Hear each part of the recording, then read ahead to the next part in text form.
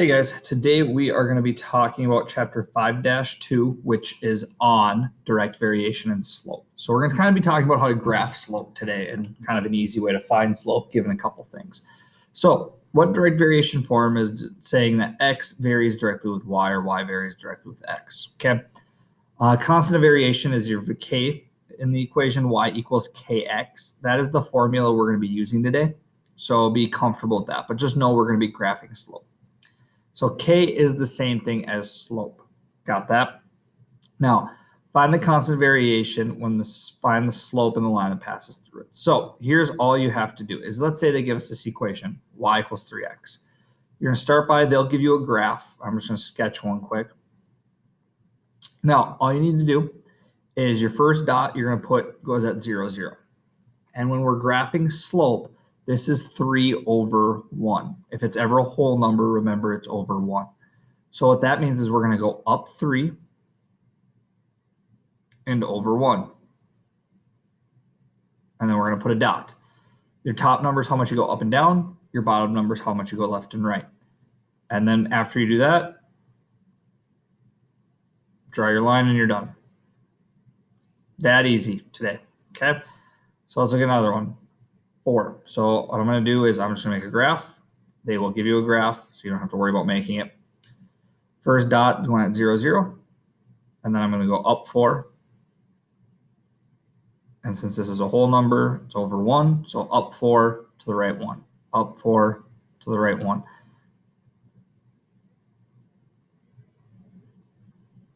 And just like that. Okay. So the next one, negative 1/3. Now with negative 1/3, the negative is going to go to the top. Remember that with Miss Rom, the negative always floats to the top on a fraction.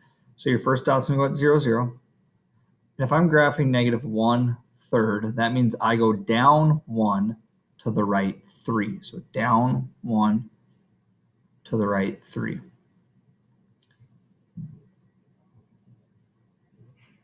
And then I'm going to draw my line. You're done. So graphing direct variation, very easy. Okay, all you need to do is graph the slope. This is the part where things get a little tricky. Now, we're going to have to find k. We're going to be using this formula, y equals kx. Now, the first thing we have to do is we have to find k. Okay, so that's step 1, find k. So we plug in what they tell us. They're telling us y is 28, so y equals 28 and x equals 7. So 28 equals k times 7 using this formula. All right. So now I'm going to drop my anchor. I'm going to solve this for k. How do I get rid of multiplying by 7? We're going to divide both sides by 7, leaving me with k equals 4. So now we know that the formula they want us to use for this part of the equation is y equals 4x. I got that from right here. Okay. Now the second part is saying find x when y is 52. So all I have to do now, instead of this is my formula I just had, I'm going to change the y to a 52. Okay, and now I'm going to solve that. So drop our anchor, divide both sides by 4. So x is going to equal 13. Now I know that was kind of complicated, so we're going to try another one. Okay, we're going to change this one. Instead of it saying 2/3, I'm going to change this so it says x equals 3.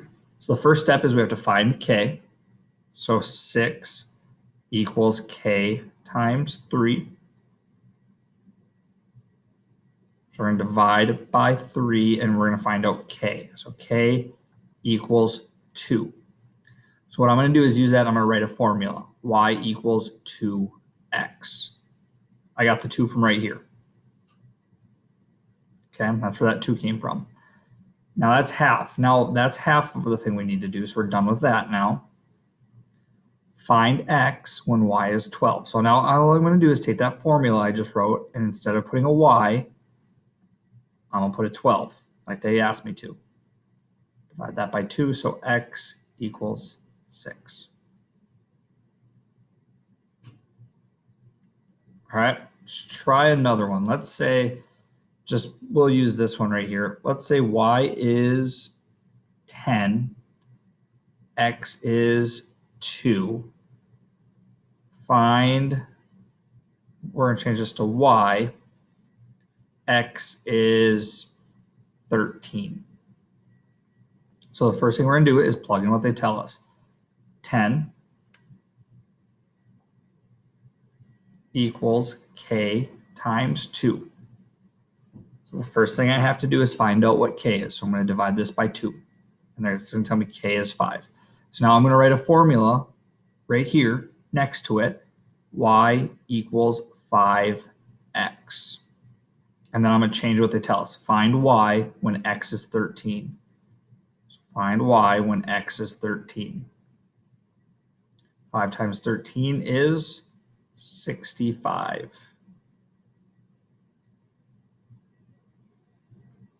Okay, I'm going to try one more. Hopefully it'll make sense.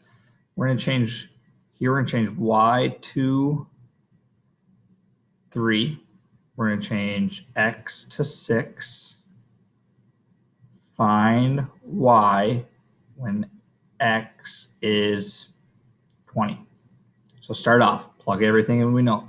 3 equals k times 6. So divide by 6. So k is going to be 1/2. So y equals 1/2 x. Find y when x is 20. So all I did here was I plugged in the k that they told me, and now I plugged in an x. Y is half of 20, which is 10.